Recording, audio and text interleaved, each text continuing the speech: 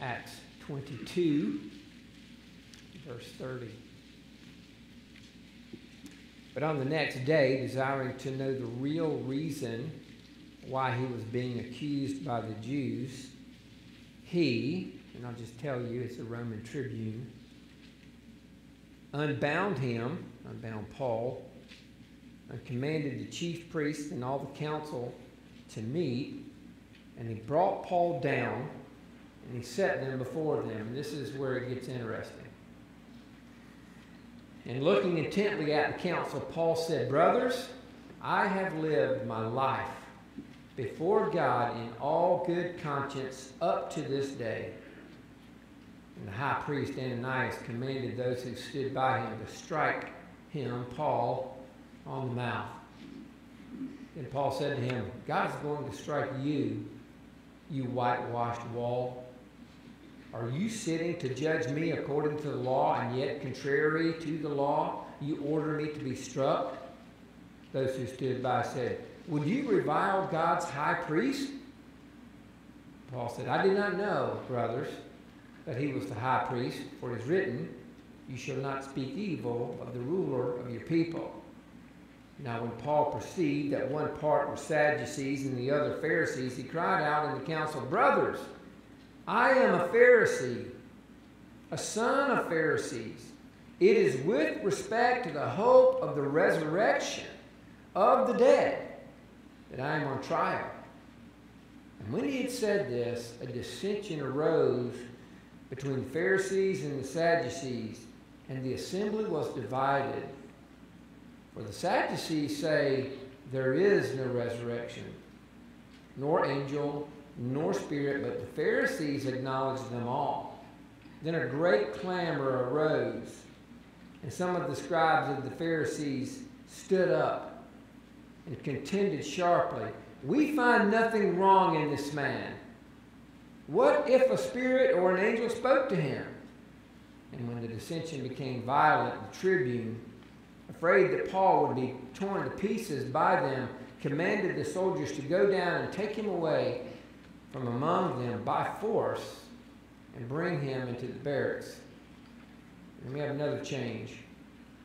And the following night, the Lord stood by him, Paul, and said, "Take courage, for as you have testified to the facts about me in Jerusalem, so you must testify in Rome also." I would title this text, "The High Cost of the Resurrection Testimony."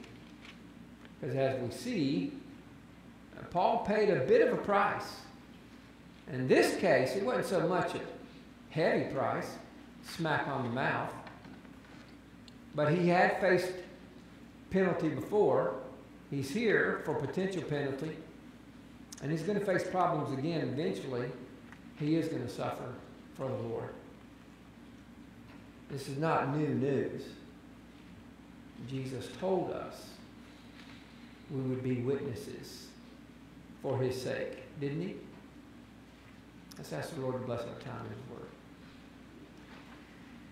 Father, we do come before you again this morning in the name of your Son Jesus, seeking your face, your will, your power, to do with your word what only you can do.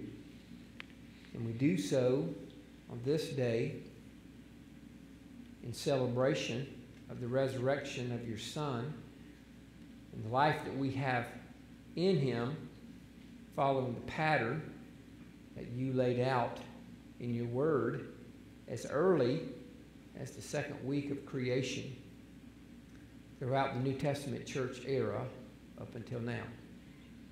Father, I ask that you bless your word, that you do with it in the hearts of each and every one of us here what only you can do, and to be honored and glorified by it. And I do plead this in Jesus' name. Amen. Acts chapter 20, beginning in verse 30. Again, we would title this text, I would, "The High Cost," or potential high cost of a resurrection testimony.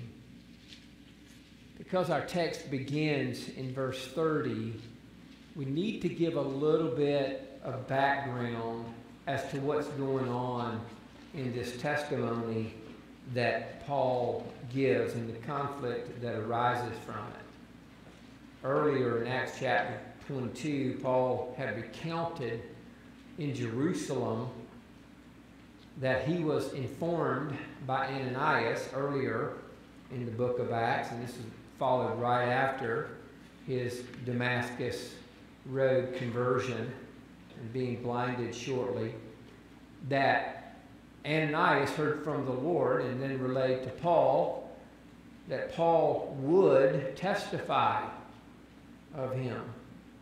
And so Paul did so. He began that ministry. Testified earlier in Acts, testifies here before the council. He's going to testify again later on. In fact, even in our text, we see that the Lord himself tells him, you're going to do this in Rome. So this is not a one and done for Paul. There's more coming.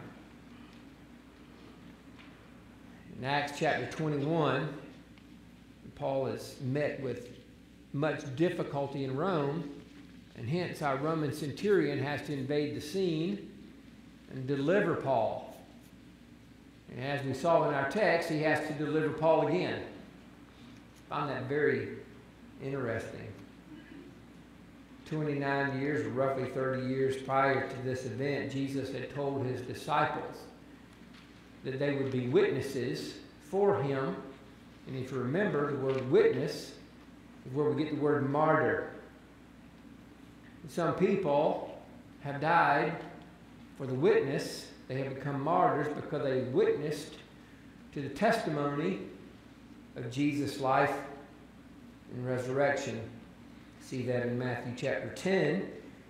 We noted this when we went through it, that Jesus said he was going to, what we would call now today, throw them to the wolves. Here are some of the wolves. In 1 Corinthians chapter 15, Paul gives us a full account of the concept of resurrection, including the Christian's resurrection. From the cultural perspective, we should understand, as we see in our text, there are varying views on a resurrection. There are people who believe in some kind of a resurrection. There are people who believe that once dead, always dead. There's never a resurrection to be had ever again. You see that division here between the Jewish primary sects, the Pharisees and the Sadducees. You ask people today, and there are many who would deny any concept of a resurrection. Most of those would certainly deny the concept of the Christian resurrection. But the resurrection, biblically speaking, is a pivotal issue. In fact, it is what we would call a fundamental. The way the Apostle Paul put it, and we would put it today, if there is no resurrection from the dead, we're of all men most miserable. Because we go through things like this, we have a testimony for things like this, and if Jesus didn't resurrect from the dead, and we stay in the grave after we die, we've wasted our breath. We've taken on problems that we need not. And that's pretty foolish. But if it's right, and we know that it is, we have hope. We have life. And quite honestly, we want to share that with people. Don't we? We want to share that with people. Don't we? Welcome to the trap. Paul is arrested. He faces inquisition here in Jerusalem. We have a conflict arise because of his testimony. We know that Paul believes in the resurrection of Jesus Christ, but if we take just verses 30 through 10, we don't see that. What we do see is Paul is testifying to a resurrection. And we know that he means Christ's, but he doesn't say that here. When verse 11 of chapter 23 does give us a hint of what we already know because we've read the book, that it is referring to Jesus' resurrection. The climax of our text is actually found in verse 6. When Peter perceived that one part was Sadducees and the other part Pharisees, he cried out to the council, "Brothers, I am a Pharisee, a son of the Pharisees. It is with respect to the hope and the resurrection of the dead that I am on trial." So if you want the apex of this text, there it is. And that apex causes a problem, but there's resolution to be found immediately in the intercession of this Roman centurion, and ultimately in the hope that Paul's referring to. So Paul lives to tell the tale another day, in which he will again face a high cost for testifying to the resurrection of Jesus Christ. My proposition to you is that obedience in testifying of the resurrection of Jesus Christ may cause problems in life, and maybe even your life. Now I say may, because though we see Paul being struck, eventually being killed, and we see other Christians being killed within the Scriptures, and there are people in the world today who are going to die because of this testimony to some degree or other, or some aspect of the gospel or other, maybe just because they claim to be a Christian. You and I, my immediate audience, may not be facing it. I got that. So we may have problems. But I confidently expect, based on what the Bible does tell me, that may will become reality for some at some point.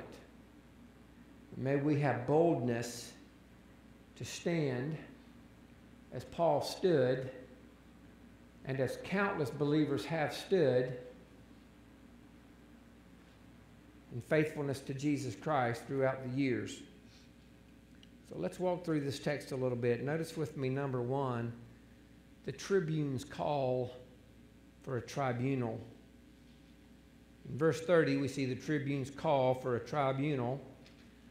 On the next day, verse 30 says, desiring to know the real reason, that's key, why he was being accused by the Jews, he unbound him and commanded the chief priests and all the council to meet.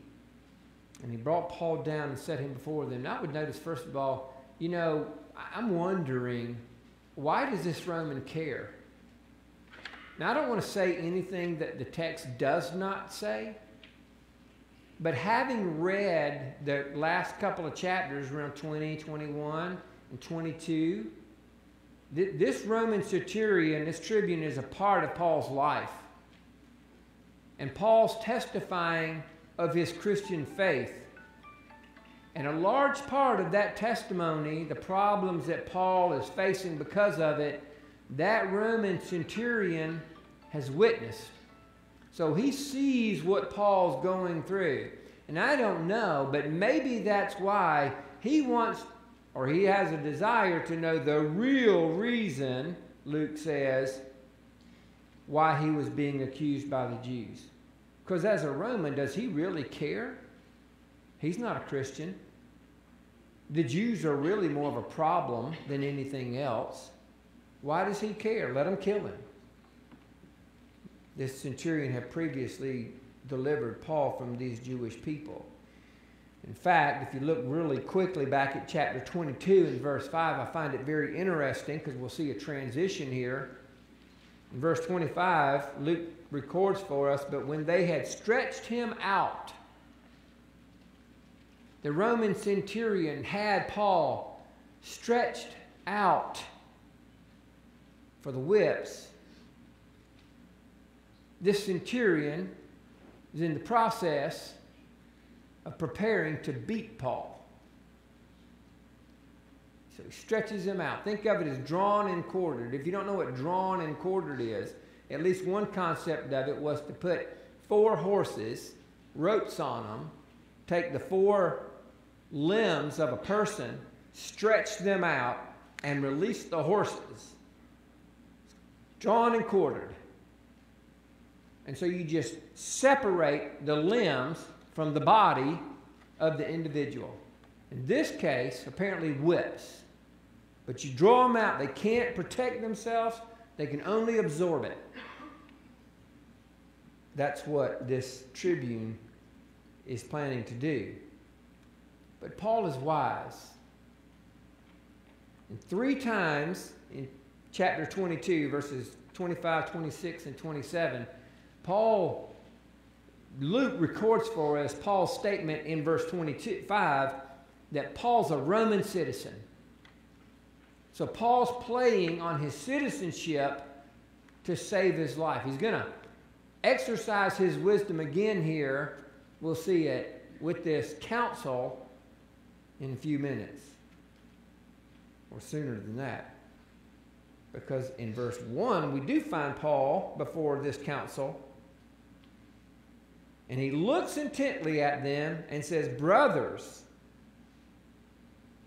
And he says that term brother 3 times in verses 1, 5, and 6. So now Paul is doing the same thing. He's playing on a relationship that he has with these people. He's a fellow Jew. He's kin to them. And Jewish people took this relationship very seriously. So it's not just the citizenship Paul's playing on now. It's a relationship. I am your brother. Maybe he was in the same tribe as some of these men. But Paul's also creating a relationship. He's a Jew who not only is a Jew, but he says, I have lived my whole life in good conscience to God. And the result of that was the ire of the high priest. Is he jealous? Luke doesn't tell us. Is he mad? Luke doesn't tell us. But something about Paul's character, something about Paul's life, and what he's saying angers Ananias. This is a different Ananias than we found in chapter 9 in Damascus. This is Ananias, the high priest. He's mad. In verse 2, we see that anger. And that anger is expressed in a smack. Does that make us reflect on somebody else who was smacked when they were called before a council? Who can we think of? Matthew chapter 26, verses 63 through 67. And tell us, Jesus remained silent, and the high priest said, I adjure you by the living God, tell us if you are the Christ, the Son of God. And Jesus said to him, you have said so, but I tell you, and from now on you will see the Son of Man seated at the right hand in the power of God, coming in the clouds from heaven. And the high priest tore his robes and said, he has uttered blasphemy. What further witness have we need? You now heard his blasphemy. What is your judgment? They said, he deserves death. And they spit in his face and struck him and slapped him. Jesus is not asking Paul to do anything that he hasn't been through. Now, I don't know about you. I can be a pretty defensive person. Sometimes and it's hard for me, but sometimes I have to bite my tongue.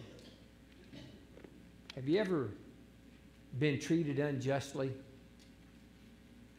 Have you ever had unjust accusations made against you? You know, isn't our response to respond with anger, with vigor, to demand justice? That's what I do. Well, at least what I want to do. You probably are the same way. It's human. Paul doesn't do that, but Paul does respond. Verses 3 through 5, Paul said to him, and this is actually an act of grace. Paul said to him, God is going to strike you, you whitewashed wall. Are you sitting to judge me according to the law, and yet, contrary to the law, you order me to be struck? Paul's right. And if that high priest is paying attention, he should recognize, Paul just said, you're in a position of authority. You better get it right. And you're doing it wrong. A man with sense would be convicted by that. That doesn't seem to be the case, though, here. And it is a shame, for sure. The reality is, Paul's right, judgment is coming for all those who will smack at Jesus, for all those who may less violently reject Jesus. But Paul makes another observation. Not just that these people are brothers, but he sees a divided group. Part Pharisee, part Sadducee. Pharisees, kind of like Paul. He's a Pharisee of the Pharisees. Sadducees, no resurrection, no spirit, no angels. Paul sees that division. What does he do? Well, verse 6 tells us. He cries out, brothers, I am a Pharisee, and I'm here to testify to the reality of a resurrection. And we know what he means. And they probably knew what he meant as well, because no Pharisee would call him on the carpet if the Pharisee said he's just believing in a resurrection. Now, there was a particular resurrection they knew Paul was testifying to. So they don't mind bringing him in. And they thought they had an ally in the Sadducees. Paul's counting on the fact that they're not allies. This is the high point of our text. So Paul sees this division and he calls it out. And then in verses 7 through 9, we see that this is a vigorous debate. In fact, Luke gives us two interesting words. He said there was a great dissension. That's where we get the word maybe for insurrection. And he says later, there's a great clamor, an uproar. So if in your mind's eye, you can see maybe the two sides at odds now. And maybe they're hollering at one another and accusing one another and debating theology among one another. Luke doesn't tell us, but I wonder what Paul's thinking as he's watching this go on.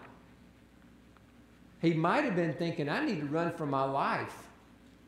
Because we find out that the Roman centurion has to send soldiers down there to get Paul out, lest they tear him apart.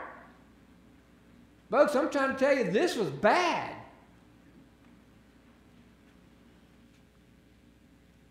So the tribune does intercede in verse 10. The decision became violent. The tribune, afraid that Paul would be afraid. Remember that relationship I told you Paul was building with the centurion over time? Now, I don't want to read too much into the text, but I can't help but wonder if Luke, as a physician understanding emotions and the physiology of people, is starting to realize that there's a relationship building between Paul and this tribune. Have you ever heard of the Stockholm Syndrome? Some of you may know of the Stockholm Syndrome. That's when like a person who's a prisoner starts to sympathize with their captor. There's a relationship is starting to form.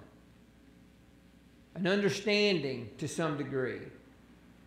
An appreciation, maybe. Either way, he sends people down and they deliver him. But notice then verse 11, they deliver Paul. The centurion brings him back, and the following night the Lord stood by him and said, "Take courage." That's a good way to start this conversation, isn't it? Because Paul just about got torn apart. He was in the middle of a civil war. Christ says, "Take courage. You've testified to the facts about me in Jerusalem. You're going to have to do it again."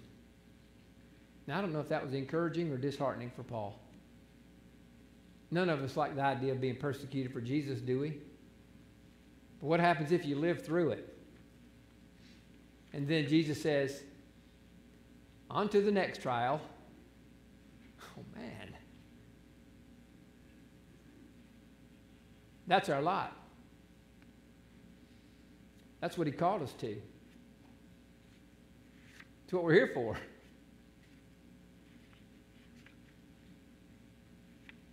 Let me make some conclusive observations.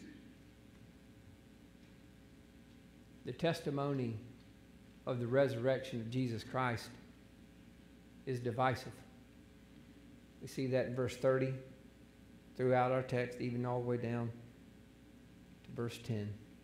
It separates relationships, social relationships. Paul used that term, brothers.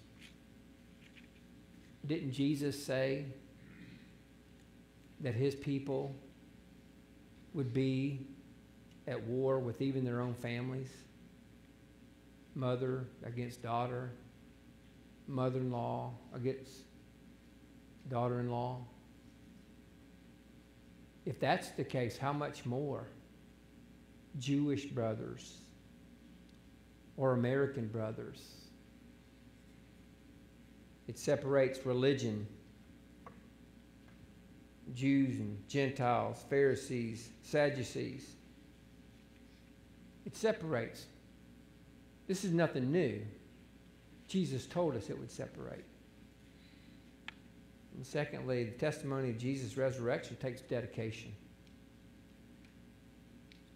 A testimony for Jesus and his resurrection or any other aspect of the gospel does take dedication. Are you going to do it or are you not? So what happens if you get persecuted? What happens if they drag you off to jail? What happens if they take your property? What happens if they take your money? What happens if the government foists you into some kind of decision you don't want to make? What do? You be faithful. That's what you do. Your pastor's telling you what the Bible says, and that is you be faithful to Christ. And if you make it through, maybe they'll do it again. So then what do? Because the temptation is, man, I'm not going through that again. I don't have anything else to give. So what do? You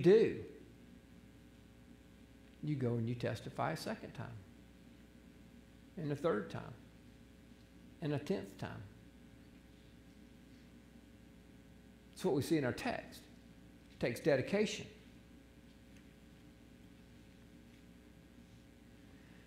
So our text speaks to the gospel, at least the resurrection aspect of it. And it is a fundamental part of our belief. Those who believe it proclaim it. Let me make some applications to the sinner and to the saint. For the Christian, Jesus is going to keep his promises regarding our being rejected by the world for proclaiming him. It may not be today that you face those problems, but it may be tomorrow. Know it's coming. I think many of us would submit that it seems to be closer than later. Secondly, often those who are closest to us, in Paul's case, these brothers, if deniers and rejectors, are going to be violent against us. It may be your very household, your family, who oppose you. And I'm just sorry to tell you, I have seen it way too many times in the Christian faith. where when Johnny and Susie don't like something mom and dad's doing, mom and dad will blame the church, the pastor, or somebody in the church, because Johnny and Susie just don't ever get it wrong.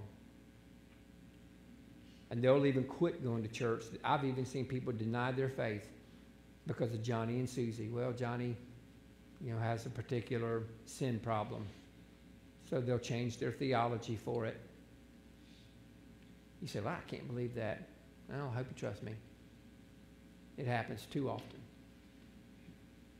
Thirdly, it may be that our initial enemies, like this Tribune, end up becoming our ally, like this Tribune.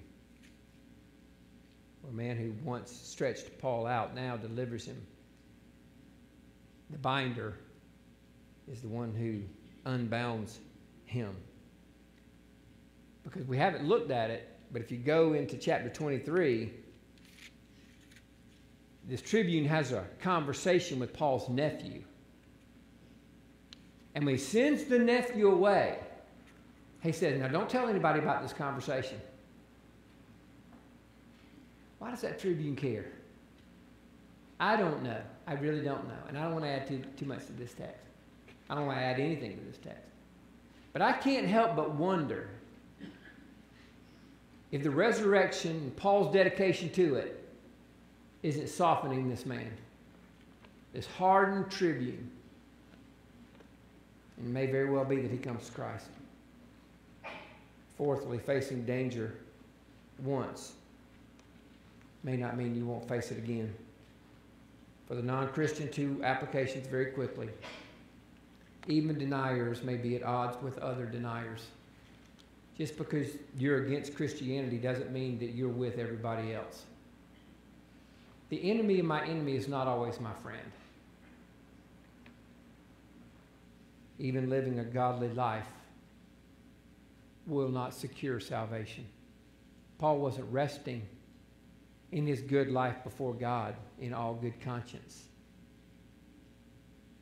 He was there to testify of the resurrection of Jesus Christ. And if you follow through the New Testament and most of the epistles, there's an emphasis over and over and over on the resurrection of Jesus Christ as fundamental, essential, and pivotal to our faith in Jesus Christ. And that's what Paul testifies to.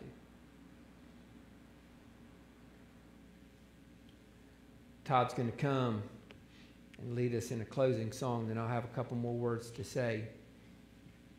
While he does lead us in that song, I want to encourage you to think about your commitment to the testimony of Jesus Christ and his resurrection. Christian, are you willing to pay the price? Are you willing to speak up for Jesus? He's only your life. If you're in here today, you're an unconverted person. You don't know about the resurrection. Well, you contact me and I'll be happy to share with you more and more if you're interested. Brother Todd.